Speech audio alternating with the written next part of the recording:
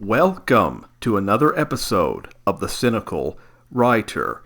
If you would like to support this channel, the best way to do that is to purchase my books, and I've left some links in the description section in case you're interested, because I can always use the support.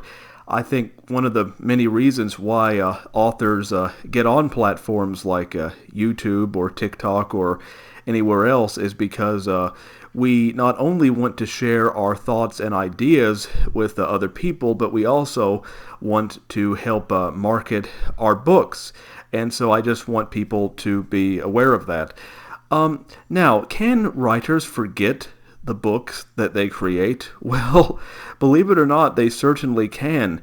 I wrote quite a lot during high school, but a lot of my writings I didn't really like. I was an amateur writer at the time, and to be perfectly frank, I actually don't really remember a lot of high school because I was highly sleep deprived in high school, mainly because I had to get up extremely early, and I've always been somewhat of a night owl, especially during high school. That's when a lot of my night owl activities started. I mean, sometimes I wouldn't go to bed until 1 or 2 o'clock in the morning, which really isn't even that late for me now, but I had to get up around 7 o'clock. Therefore, I would roll out of bed, perhaps only sleeping 3 or 4 hours, and therefore I would be heavily sleep deprived while at school.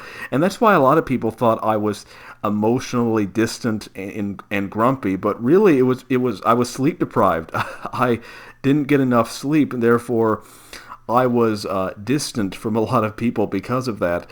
Because again, society demands that we get up at a certain time, which isn't good for night owls. So I actually don't remember a lot of high school for that reason.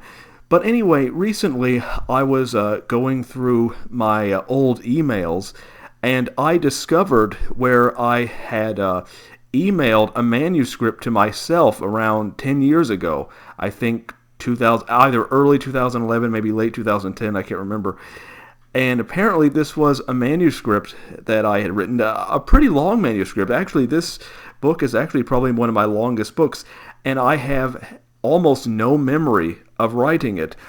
It's a manuscript about a period setting, and I started reading it, and I thought, hey, the writing in this actually isn't all that bad, believe it or not. Now, of course, the writing does need some work, and there are some sections that are completely unreadable and definitely need to be rewritten. But again, you have to remember, I was just starting out as a writer during this time, which is one of the reasons why I didn't really take a lot of creative writing courses in high school, because I didn't feel like my work was ready to be evaluated in that way. I took an introduction to creative writing, but I didn't take any mainstream courses or any advanced courses. I didn't really do that because I didn't feel like my writing was ready for that kind of critique.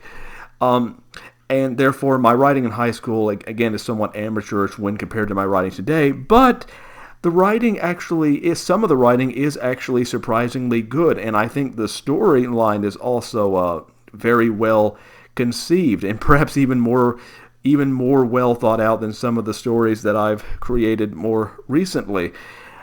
And I just think that this manuscript has a lot of atmosphere, and I was very delighted to discover that this manuscript existed, because it's kind of like discovering a lost, I guess you could say, museum piece, a lost piece of art, but instead of it belonging to someone else, it belongs to you.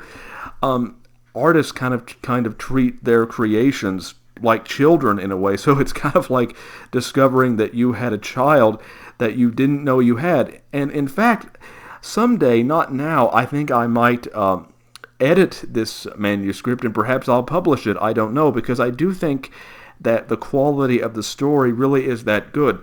But it would take a lot of time and dedication, because I would have to rewrite large portions of the manuscript, so this would actually take a very long time. And someday I might do it, but I'm not doing it right now, because at this very moment I'm overwhelmed with working on more than one manuscript right now. So I'm not going to attempt to do that right now, but in the future I might. If I can't come up with any ideas in the future, I might work on this old manuscript.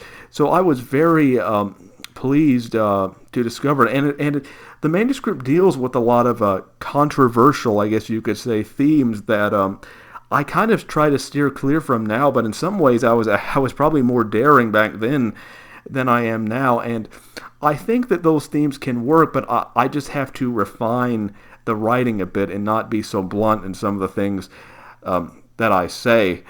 And I think the reason why I wrote it is because I was into Dorian Gray at the time. I read The Picture of Dorian Gray while I was in high school, and therefore a lot of the book has a lot of, I guess you could say, Oscar Wilde kind of influences. It has a lot of Victorian kind of influences, but in a slightly more, I guess you could say, vigorous way, or than when compared to my writing today.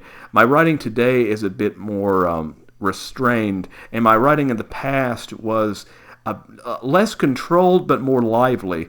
So for that reason, I definitely might edit this manuscript in the future. Well, I hope you enjoyed my speech for today. Again, if you would like to support this channel, you can check out my books in the description section. Don't forget to subscribe, and until next time, goodbye.